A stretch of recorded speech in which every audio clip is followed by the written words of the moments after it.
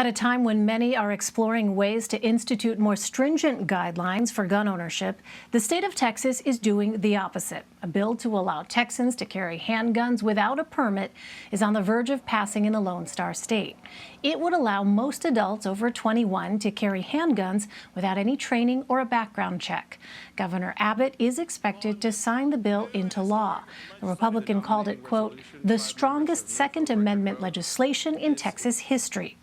A recent poll from the University of Texas and the Texas Tribune found nearly 60% of Texas voters oppose unlicensed carry. But the breakdown by party is even more telling. 85% of Democrats and just 39% of Republicans oppose it. 56% of Republicans also support allowing license-free handguns. For more on this, I want to bring in Sammy Sparber. She's a reporter with the Texas Tribune. Sammy, welcome. Thanks very much for being with us. So who is behind this push for Texas to lower the bar for gun ownership, especially since most Texans oppose the idea? Well, hi, Elaine. Thanks so much for having me. This permitless carry bill is something that's been attempted in previous years without success. And our polling shows that a lot of the legislative agenda this session does seem at odds with public opinions on guns and on a couple of other topics as well. And that comes from Republican lawmakers pursuing ideas that are coming from the most conservative wing of the state party. And that comes from the fact that right now, state Republican lawmakers in Texas are in full-on primary mode. So in Texas, the crusade this year to expand and protect gun rights, it came as GOP lawmakers fell in line with the most conservative wing of the state Republican Party. They're looking towards staving off challenges from their right during the 2022 primary elections.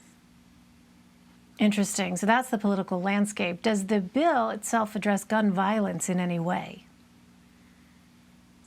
So the bill was opposed by Democrats, the gun control groups, and a number of law enforcement groups who worried that the bill would endanger not just the public, but also make law enforcement officers harder, if not more dangerous. So prior to the Senate passing the permitless carry bill, the Senate did tack on a number of amendments meant to address those concerns from law enforcement officers. A number of Republican state senators also raised concerns about protecting domestic violence victims in Texas. So ultimately, the lawmakers did reach a compromise behind closed doors that kept intact a number of those changes. But I think it's important to note that right now, the permitting system in Texas, it requires you have to submit fingerprints, you have to go through 4 to 6 hours of training, and you have to pass a written exam and a shooting proficiency test. Now, that training, it won't be required if this becomes law, but it will no longer be required if this becomes law.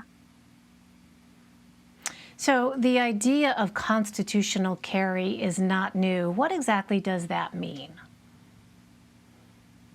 It means that for a number of years, this is an idea that's been championed by conservative activists in Texas. It hasn't gone as far as it had this year, and the leaders in both chambers have previously kept it in arm's length. Even in a state like Texas, where you have campus carry and open carry, this was for a long time a bridge too far for Texas. But this year, with the fallout of the 2020 election, a lot of the incumbent Republican leaders are looking to shore up support on their right side, and that means listening to what the more conservative activist wing of the state party is calling for right now.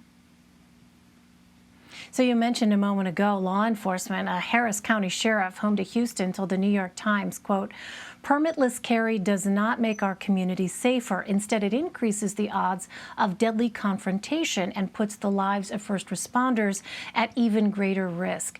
What is the argument of Republican lawmakers who say that this bill will actually help with public safety?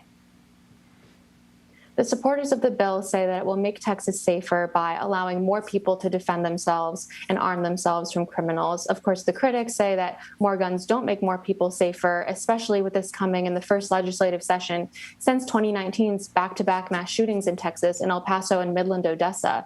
A lot of proposals came out of those shootings, and very few of them have advanced. In fact, the legislature is poised to go in the opposite direction, passing a bill like permitless carry and a couple of other gun rights proposals as well. All right. It's really interesting to see how this debate is developing there in Texas. Sammy Sparber for us. Sammy, thank you very much. Thank you.